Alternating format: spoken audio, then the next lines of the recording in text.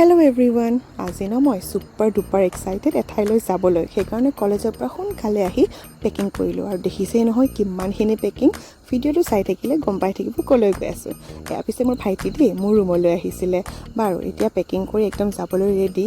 প্ৰায় 4.5 ঘণ্টা যাত্ৰা কৰিছোঁ দেই, আৰু 4খনকৈ গাড়ী সলাইছোঁ। মোৰ অৱস্থা বেয়া হৈ গৈছে। ফাইনেলি জুবিন ক্ষেত্ৰ পাৰ হৈ মই আহি পাইছোঁ নেলি পলাশগুৰি।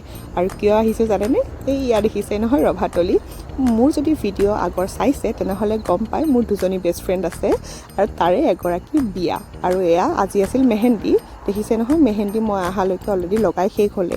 যা হওক তাৰ পিছৰ সময়খিনি এনজয় কৰিছোঁ, ডান্স চাইছোঁ, আৰু এয়া বেছিকৈ ভিডিঅ' কৰিব পৰা নাই যদিও সেইখিনি কৰিছোঁ। আৰু আহি আকৌ মোৰ পাল পৰিল বাকীখিনিক লগোৱাত মেহেন্দি।